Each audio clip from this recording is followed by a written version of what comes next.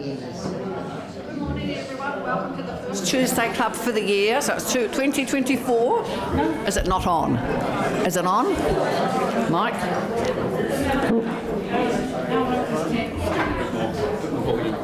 Okay.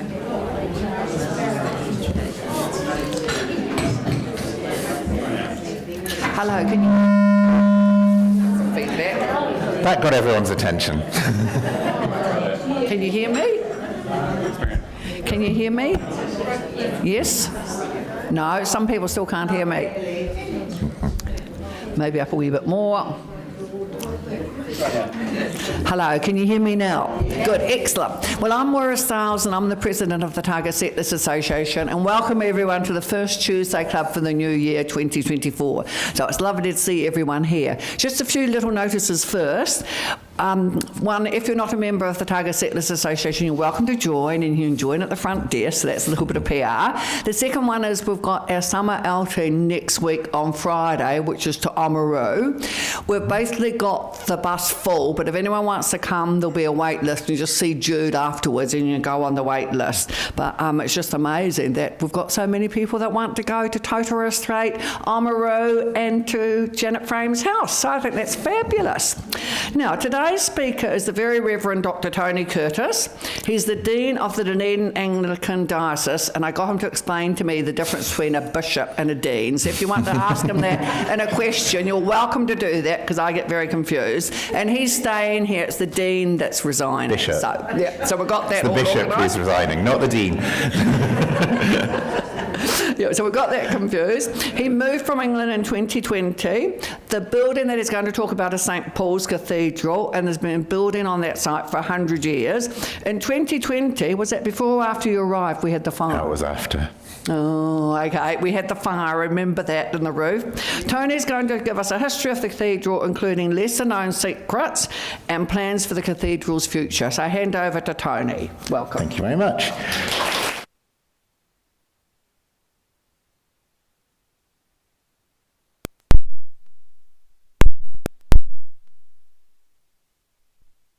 Of an icon, and that's an icon is an image. Oh, this one, the feed one. No, there's another one for the live stream. There we go.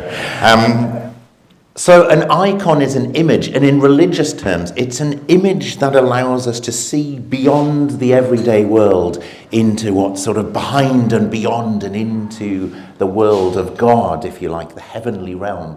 So it's an appropriate word for a cathedral in all senses of the word. Many of you will be familiar with this building.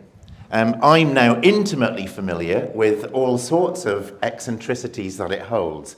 And I'm going to talk you through some of them today, and I'm going to talk you through the history of how it got there. Some of you may remember the building in a slightly different shape to how it is currently, but probably not many of you will remember it in this form, I would imagine. This is the original church which stood on the site of the current St Paul's, and it went up in 1862-63, was the slightly out of the way Anglican church in this rather muddy area of town, which was not going to be the town centre. And you'll also recognise the Cargill monument before it shifted to its new location as well.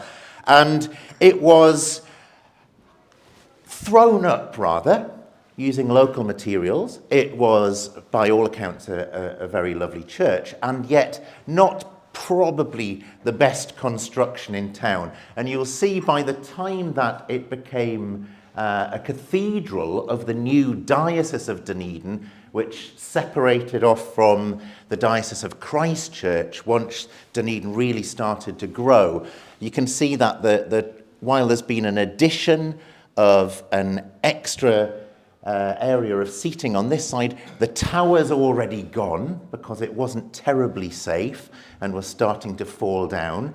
And as we approached the 1890s, the Bishop Neville was very keen that there be a cathedral.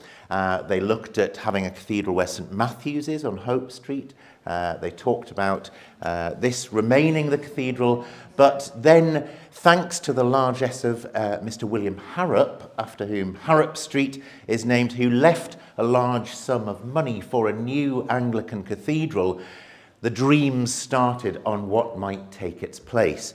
Now, he was very prudent in also insisting that the diocese raise some money itself, so that it wasn't simply throwing money at them and telling them to get on with it. So the Anglicans themselves also had to contribute, and all sorts of wonderful plans were made for the sort of cathedral which would represent the newfound wealth and status of Dunedin. If you think we've just been through the gold rush, there's lots and lots of money flowing into the city, all our lovely chocolate box buildings like the railway station going up, and the plans were then put in place for something that would really show the whole empire that Dunedin was the place to be. So some of this, you will see, was then realised, and in 1915 the first foundations went in, huge piles on which the cathedral would sit. Very different approach to construction from the original building. This was something that was going to last, and as it was being built, you will see the familiar Oamaru stone, but in the midst of it, which proved to be a very clever and forward-thinking approach, within the Oamaru stone are these poured concrete reinforcements. So when you go into the building and see all these beautiful pillars, look at all the wonderful walls which sort of show off our local masonry and show off our Oamaru stone, in the midst of it is this very, very solid concrete shell. And that has meant that, remarkably, the nave of St. Paul's Cathedral has an over 100% earthquake rating, and some of the other buildings up the coast, such as the Basilica in Timaru and Oamaru, have been sort of retrofitted to be like this and have a concrete shell within the walls. So obviously, right at the forefront of construction at the time, and by the time the crypt area and the undercroft had been constructed, this very solid concrete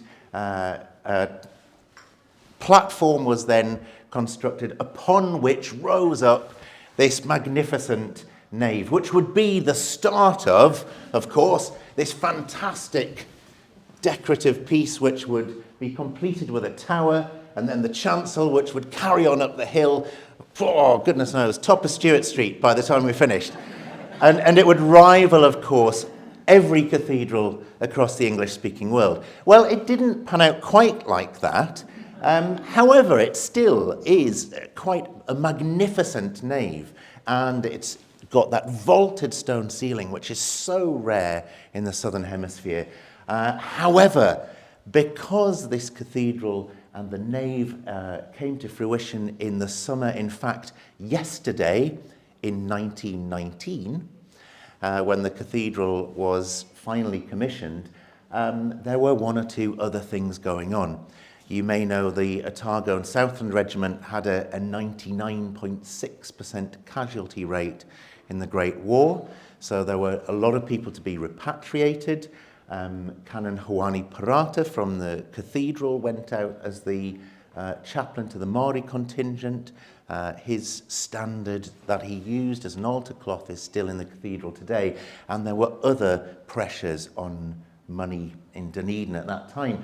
So a temporary chancel was instead constructed out of the remaining material from the original church. And if you go down to the woods today, if you go down to the basement in the current cathedral and you go into the kitchen and into the crypt area, you'll see one of the original walls from St. Paul's, which was left in when this temporary chancel was put in. I say temporary. Who remembers this chancel? A number of people will probably have seen it for a number of years, because it was there from the early 20s when this wonderful Henry Willis III organ went in, all the way through to the 50s, when finally the Cathedral chapter decided it was probably never going to be a realistic project to finish the whole massive original design, and they started to look at what else might be done instead. Now, of course, this meant figuring out how to deconstruct the chancel that was there. It meant figuring out how on earth the organ was to be relocated if there were to be a new apse and worship space. And it led to the construction of what we're all fairly familiar with now, which started off in 1969 and was completed and consecrated on St. James's Day 1971. Now, I think they probably did it the wrong way round this time. In the original construction, it started in the bleak midwinter and finished in the summer holidays when everyone could come and appreciate it. This one was started in the summer and then opened in the middle of July, which is not the best time traditionally to come and worship in St. Paul's, although we are addressing that, as you will see. So with the construction of the new apse, in a very different style, obviously the style of the day of the late 1960s, early 1970s, we had this sort of marriage of these two architectural visions. The first of which was the neo-Gothic, here is our statement to the world, and very much a sort of, in fact, I was going to say Edwardian, really a Victorian statement also, or almost, of what they'd originally envisioned in the 1860s, married with this apse of a very much more modernist style, Ted McCoy being the commissioning architect, and you can see some of the features that Ted also put into that new apse to marry up with the new straight, clean lines, and the construction of the new organ in a similar style, which is all of the organ which was in these two bays here, was relocated onto this reinforced concrete platform you see there, and very much in keeping with the style of the new apse. So you had the old and the new sort of married together, and this would be the future and would stand for time immemorial. I came on the scene at the beginning of 2020, and you can see the apse in all its glory there, with lots and lots of platforming and some of the furnishings which had come from the 70s into the 2020s. At the time, there was already work going on because we're much more aware of things like earthquake strengthening, the need to avoid, hopefully, any repeat of the sort of events that Christchurch saw. And when I arrived, the organ platform was being strengthened, and then not long after that, work started on all of these windows up at the top of the apse. The original design, when the windows went in, unfortunately, due to, you may have noticed in Dunedin, 1 or 2 windy days in the middle of winter and 1 or 2 variations in temperature, and over the 50 intervening years, the windows had gradually started to crack from one side to the other as the strain was then placed on the next part of the building. So thanks to the ingenuity of the 2020s, a new design was put in place for those windows. I never thought I'd be reusing my former trade as a projects director on railway infrastructure when I came to Dunedin, but it came in very handy for looking at strain loads and all of this sort of thing, and weather resistance. So you can see that despite the COVID lockdown, which was about 8 weeks after I arrived as Dean at St. Paul's, despite all of that, despite all the things going on around the world, there was still lots of work taking place to make the building fit for the future. And we just got all of that work done, all of the strengthening done. The scaffolding came down, and I saw for the first time on the 8th of August 2020 the full glory of St. Paul's Cathedral without scaffolding. It was the first time I had seen the building without scaffolding. We had a wonderful day of worship. We had a concert in the afternoon just to make full use of the space. You can see the windows are done, lovely, beautiful, bright space, and that lasted approximately 2.5 days.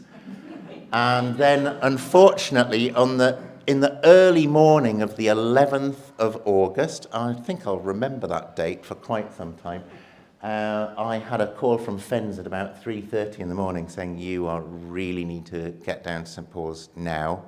And we found this when we got down there, and the crews were at work. It took a little while to extinguish the blaze, and once they'd done so, in our smoke protection gear, we were able to get in and see what the damage was. Now, it did not seem at first as if it was too bad. When you look up at the ceiling and see, oh, well, that could have been a lot worse. And of course, we're very grateful that the fire didn't damage the original nave, and it was mostly contained within that apse and apse roof. The organ, happily, was not damaged, other than a few minor things from fire blankets which had been put in to protect. However, the apse worship space was not in a very good shape. You can see here a lot of the sort of temporary platforming, which was put in 1971, had also caught fire as material dropped down from the roof. And the other issue that you have when you do that is, of course, water. We'll come to that in a moment.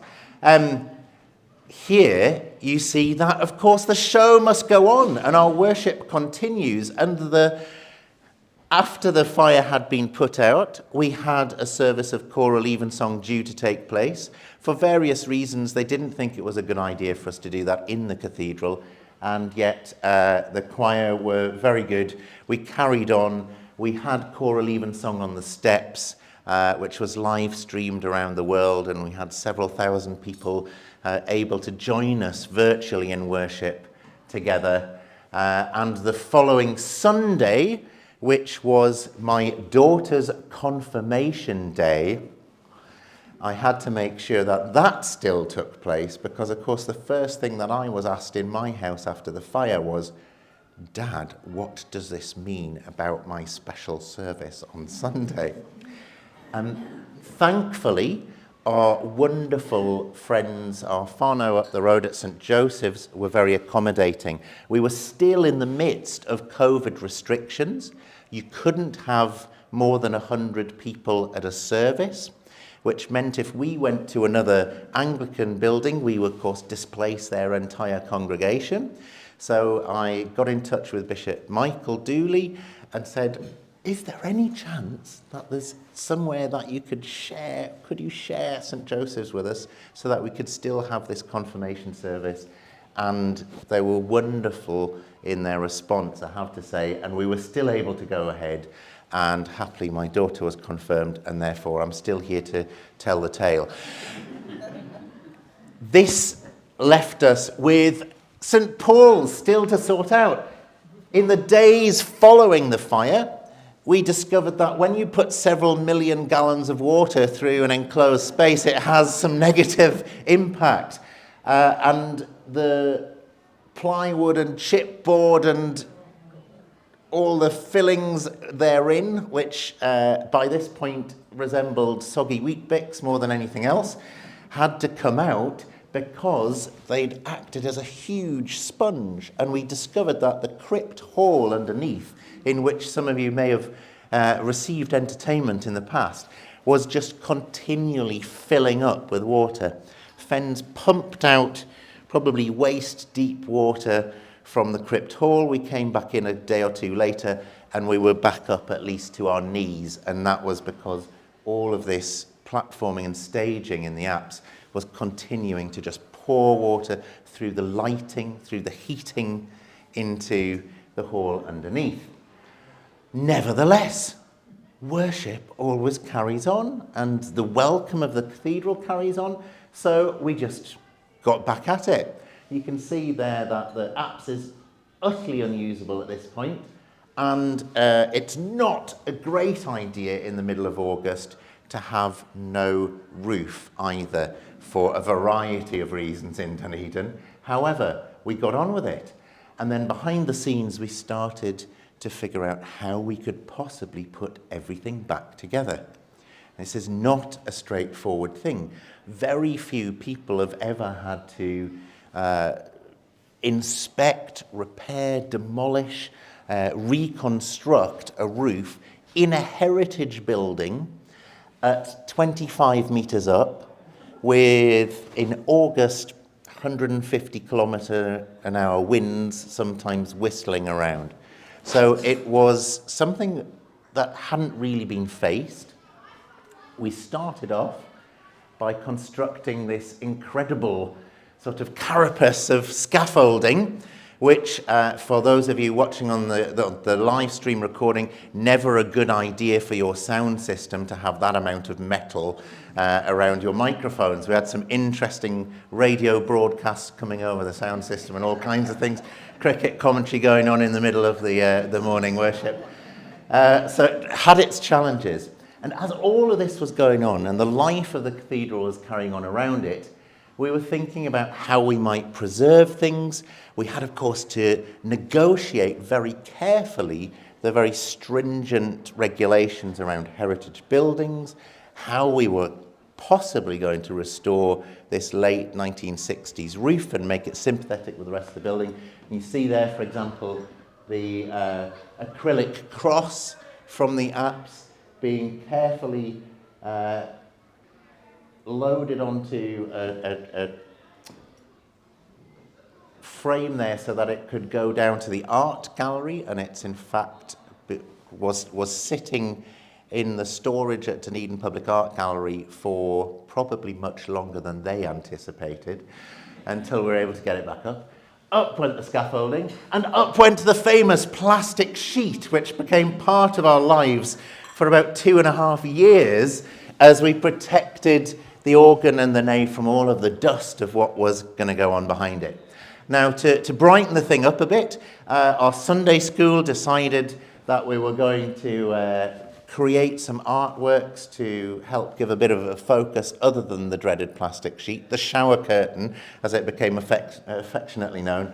And the only issue with that, of course, is to have an artwork that can be a focus in a building like that, it's got to be rather large. So that banner, which they did with native flora on it there in the run-up to Easter, is probably, I would say, Theo, about the size of this wall in order to make any impact visually. And they continue to do that through the seasons, as you'll see. Meanwhile, behind that, you can see that the whole of the roof was starting to come down piece by piece, because when you're working with insurers and you're working with the heritage department of the council and you're working with the planners, every part of it had to be sort of inspected. Every part of it they had to assess, is this something we want to go back up? Is this something we're going to insist that you reuse? Or is it damaged beyond repair? How are we going to make sure it looks exactly like that when it goes back up? So it was a painstaking process, in the midst of which we were still carrying on with the sort of outreach and the life of the cathedral. A cathedral has a special mission within a city to really be there for the entire city. It's one of the few buildings that's built primarily not for the benefit of the people who worship there or who are the congregation. It's built for the benefit of the wider city and diocese. So here we are reenacting the Synod of Whitby as part of St Hilda's Day commemorations, and the plastic sheet became part of civic history as it took its place behind the Arts Festival, which was still able to accommodate. I have actually been asked by some of our musicians if we could get a semi-permanent plastic sheet that could go up and down to provide a lovely acoustic backdrop, especially to sort of harpsichord and some of the grand pianos and things like that. But we carried on with the life of the cathedral. See another one of the banners up the top there by the bright lights, which was created using a model and some spray paint in the garage at the deanery, and then hoisted up to show the empty cross following the resurrection. And the bright lights themselves, our Sunday school, meanwhile, were having to subsist in this rather tight space, some of you will recognise, in the kitchen underneath the cathedral, with the hall out of action, with everything else out of action. Here they all are sort of crammed into the space that we have underneath. They're still there.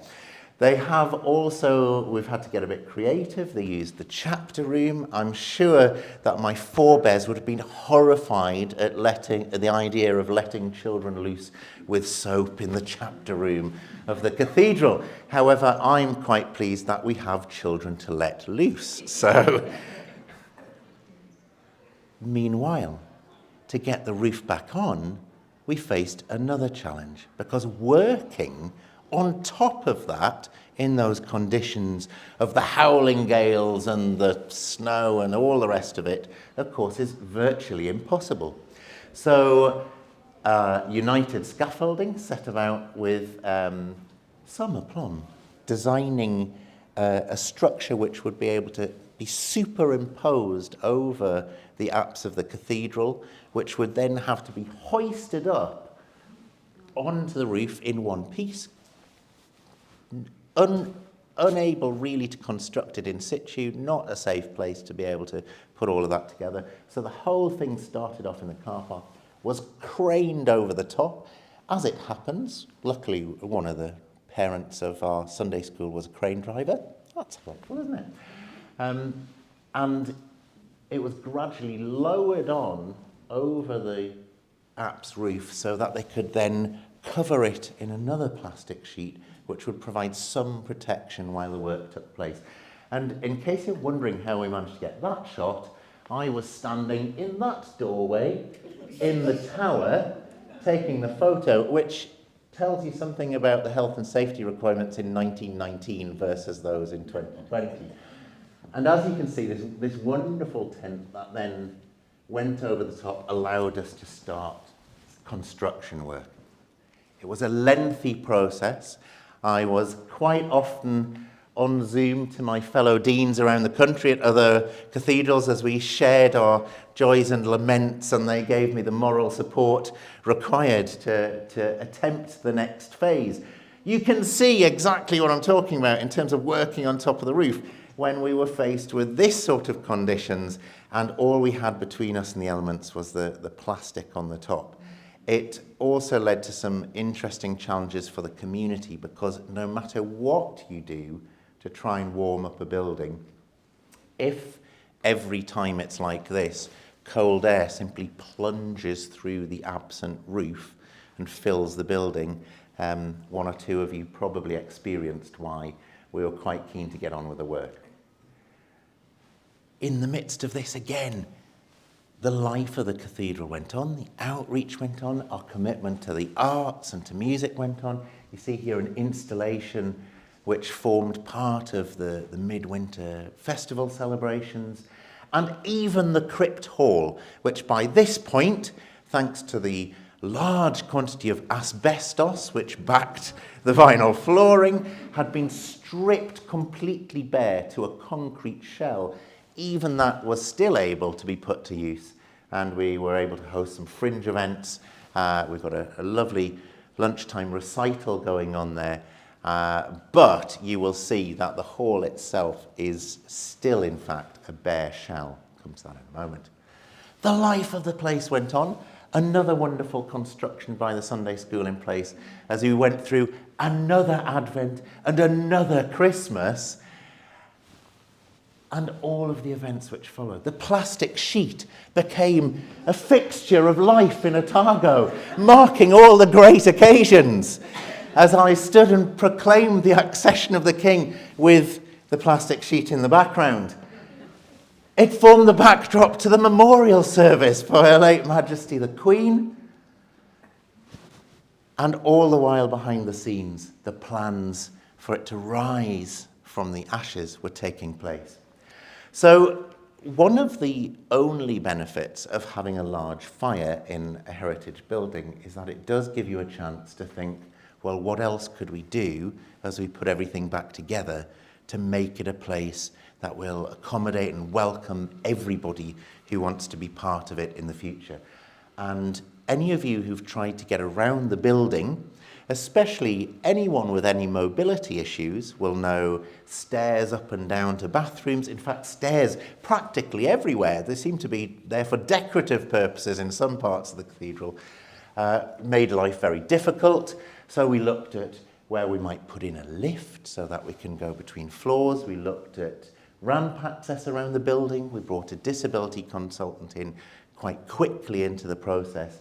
And we also looked at how we might worship together as the community we now were, as a three tikanga community of Pākehā, Māori and Pacifica worshippers in the 21st century, with prams and buggies and wheelchairs and all of the other things that really people hadn't been thinking about in 1915. Downstairs, we looked at how we might take that wonderful space, which was now nothing more than a shell really, and create a wonderful multifunctional space where we can welcome concerts or movies or fringe events or playgroups or charities, and which would also form the basis of a space for our young people and children who've been crammed into that kitchen for several years at this point. All of these plans, of course, had to then be negotiated with the Heritage New Zealand and with the Heritage Department at the Council. And it's been a painstaking, but hopefully ultimately fruitful experience going through all that. But to give you an idea of the lengths to which we have to go, the resource consent, celebrate with me, was issued on Friday for our reconstruction and our rebuilding works to commence. And that has taken roughly the same amount of time as the original construction of the cathedral, and longer than the construction of the new apse took to get permission to rebuild. However, it's great news, and we've gone through the whole building. It means we've had to think very carefully at every stage. Will this be accessible to everyone? Will it be in keeping with the heritage tonga that we've been handed down? We've been able to incorporate this wonderful new nativity window, which I'm hoping, when you all come at Christmas this year, you'll be able to see. This has been gifted to us by one of our congregation, which we're delighted to have received as a gift. Some of you will know Professor John Broughton, who's an absolute regular as part of our congregation, and also wishes to honour his whakapapa and all of those who've gone before him from his Māori and Pākehā ancestors in this wonderful new window. So it's given us all sorts of opportunities to look at new and exciting things that we can incorporate. We've gone to the nth degree to make sure that we've maintained the heritage. We've designed wonderful new bathrooms, which will be accessible, which will have a wet room, which you'll be able to get to. But we've had to go even through the heritage process of, is this a heritage urinal in the toilet? What shall we, how can we preserve the porcelain for reuse in the new building? So it has tested, I think, everybody's knowledge and capabilities. And in fact, we have some of the people who've been helping us do that here this morning, who might be able to tell you quite how hard it is to meet all of the requirements. And yet in the midst of it, we've still been able to celebrate a bit. A lot of you will have seen the wonderful sort of celebrations around the Midwinter Festival, when we experimented with what we can do in terms of lighting and taking part. And the little gingerbread man who was part of this display was very, very popular indeed. This also formed part of a collaboration that we did with Grace Cathedral in San Francisco, looking at the solstice and their summer solstice, our winter solstice, and how different communities celebrate around the world. And the Cathedral of the Arctic was also involved in that. So all the time through this construction, we're still reaching out and building community. Eventually, hurrah, it was time for the shower curtain to come down. In time for Advent 2022. So, roughly 2 years after we'd hoped to get it back down, again negotiating through the whole thing around insurance, which covered some of the bill, our own reserves and funds and fundraising, which covered some of it, going through all our heritage checks, we were gradually able to take back down that scaffolding and get back into the space. Hurrah for Advent 2022. And here you see the place starting to come back to its former glory. And for Christmas, this was a very happy looking Dean on Christmas Eve, as we were able to celebrate for the first time since the fire, all together with some of those beautiful new additions. We used the opportunity as well, while we were rebuilding the apse, to add in some new lighting, some new sound. The cathedral, those of you who, like me, when I arrived, have sat at the back of the cathedral during a service some years ago and could not hear a word from the front, will be happy now, if you attend, to know that that is no longer the case. We're not the only place that's having the same issues with rebuilding and restoring heritage. And so we've been working in partnership with the city as everything has started to come back together, as we've started to add all these lovely finishing touches so that we can help to celebrate and show forth and tell forth our story and that of the city. We've gradually got to the point where we really feel we're able to welcome everyone back in. We've got heating in now, we've got the lighting in now, we've got the sound in now, and the work will continue. So here you see the cathedral dressed up for a special service. This was actually from the Dunedin Pride service. You see some of our choir and some of the young people from around the place in the middle of a service blowing bubbles in the apse. There might be more of that this year, through to much more sort of, if you like, formal occasions. Not more serious, because we take them all very seriously, and every part of the community is celebrated in a different way. But here you see a special evensong for the coronation of King Charles, and we're able to put that regal lighting in and really sort of show off the best that the cathedral and the city have to offer. It's allowed us then to partner again with the wider city, with the wider province, as part of the World Cup celebrations. St Paul's was again included in the fan festival site. We had several of the teams come through the cathedral and were really pleased to find somewhere they could have a little bit of quiet time and even come and worship while they were in Dunedin, which went down really well, and will be continuing to celebrate civic and wider city events as we go along. So this is from Commonwealth Day, which is coming up again. Quick plug, you can come and join us on the 10th of March for Commonwealth Sunday, where we'll be celebrating with a full cathedral open. It's allowed us to get back to our concert offerings. This was the Southern Baroque Ensemble, who were very keen on the plastic sheet, but have admitted that perhaps the aesthetics are better with the new apse open.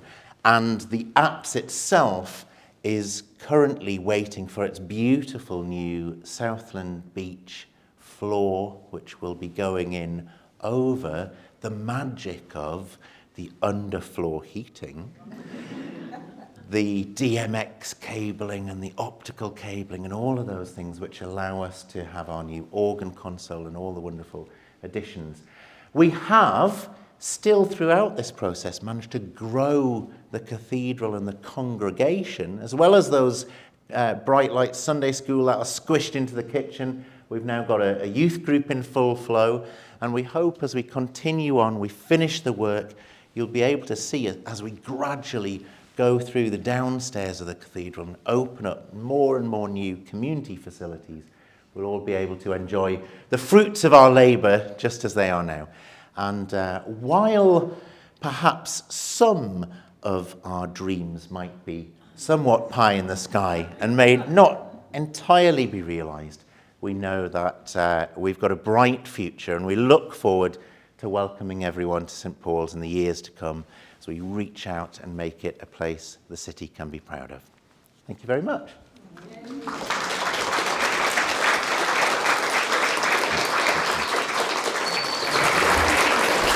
Thank you, Tony. That was fascinating. Have we got any questions for Tony? I've got one. What was the cause of the fire?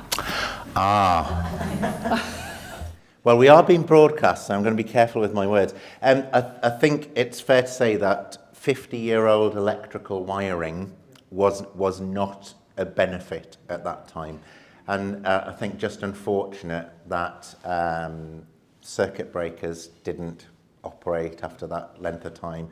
One of the things we've done since the fire is to put in completely new power supply. So there's new three-phase power supply, new fuse boards in the apse, and a lovely new fuse cupboard down this end in Stewart Street. And if you're wandering past, you will see the little silver box just at the corner next to the stairs up to the cathedral. That's where we brought the three-phase power across from the Forsyth Bar building under the road into the cathedral, so that we don't face the same thing in future. And I'm glad to say now you can have the organ playing, and you can have a service going upstairs, and then you can switch a kettle on and it doesn't blow all of the electrics through the cathedral, which is a marvellous addition. So thank you. That's a good reminder of some more work that we've been doing. Yeah. Who's designed the windows, the new windows? Now, John has been working with Peter Mackenzie, who will be known to many of you, who of course put in the Dunedin window as well, which has got lots of our past and the history of the place. And he's working and is quite far on with designing the nativity window, which will have a somewhat pre-Raphaelite style, and will also sort of link with the colours and figures of the Great War memorial window, but it will also incorporate things like our native flora to show the sort of the links with Otago and with our own situation. Yes. Joey, are you going to have the St Francis of Assisi blessing with the animals later this year? I certainly, yes, we are. I'm going to say yes, we are. I was going to say I certainly hope so. We've had a bit of a hiatus from that, and that is mostly, I have to say, because if you've taken a cat or a dog into a building that's covered in cables, heaters that can be pulled over, large dusty objects which can be sort of retrieved from various corners, it becomes slightly difficult for owners as well as for the building. So now that we have a lovely space back where we can contain things like dogs, small children, members of the choir, and stop them from wandering off, it means that we can start to do things like the St Francis Day service again. Yeah. Do you have any classical music kind of concerts there in the next month or two? Now, we've just had that Baroque concert with Pepe Becker. We have got some things coming up. Now, a quick plug also to remember that we normally do have a choral evensong every Sunday, which is a fantastic way to come along and hear some great music. We have coming up, probably not in the next month, because we'll be going we've got Commonwealth Sunday, Pride, Holy Week, Easter, all of those wonderful services. Would definitely recommend coming to them. Things like Tenebrae on Good Friday are very, very popular. But also, we have the New Zealand Youth Choir coming in the year. We have the Dunedin City Choir. We've got the Michigan Tech Chorale. We've got, I think we'll have our friends from the secondary schools choir coming back as well. We have the Baroque Ensemble Dunedin male voice choir, Royal Dunedin male voice choir, lots of stuff coming back. And we also have in the winter, we have the Organist Association of New Zealand, the Organ Association they now are of New Zealand, are coming and having a festival based around the cathedral as well. We do normally put all of the events that are coming up on the cathedral website, and we've got an events section, so it's always worth having a look at what's coming up. The only problem I have is, this being Dunedin, you may have noticed, sometimes we can be a little bit last minute. So I'm often sort of hurrying to advertise things which I know are coming, but then I haven't quite got the confirmation or the timing of, so I'm going, oh, come on, when is it going to be, so that we can tell people about it? Because we have this wonderful treasure of music and arts in Dunedin and Otago, which we ought to be showing off to everyone, and sometimes we're much better at that than we are at actually blowing our trumpet, metaphorically, and letting people know that it's happening. So, but keep an eye out on the events on the website. You'll see them all coming up. Yeah. Yes. You have shown us you do a lot of art. Are you going to outdo Knox and put something in the art world on those pits? I imagine my great-grandchildren might be able to get that past the Heritage Department at the council. If we start the process now. But there's a less churlish answer to that, which is, of course, there is already something on those plinths, which is what allows us to do things like this. If we look at the cathedral lit up in its beautiful purple for Advent, that is because on these plinths are LED lighting systems which allow us to do all sorts of different displays and light up from afar, so that when you're even across on the peninsula, you can see the lovely glow of the cathedral now. And the advantage being, of course, of having LEDs up there, it lasts a lot longer, uses very little electricity by comparison to what we had before, and avoids that slightly sickly green glow which we'd managed to achieve with some of our previous lighting systems. So there is something there. I'm not saying it would never happen. I don't think it's a hill I would want to die on, because the process of doing something like that would be spectacularly difficult. Inside the cathedral, however, we are looking, as we refurnish the apse, at how we incorporate art and the best of the different communities' art into that space in a sympathetic way. So watch out for that. Any more? I really thank Tony. I found that fascinating. I love going to the cathedral and just sitting there and soaking up the atmosphere. And I think it's a magnificent building and a real asset to Dunedin. I love it when they do all the lights on it. I remember when they did that gingerbread, I just stood there and was mesmerised. It was just fabulous. So thank you so much, Tony, for walking us through the cathedral and what's happened and what we might do in the future. Thank you. Thank you very much.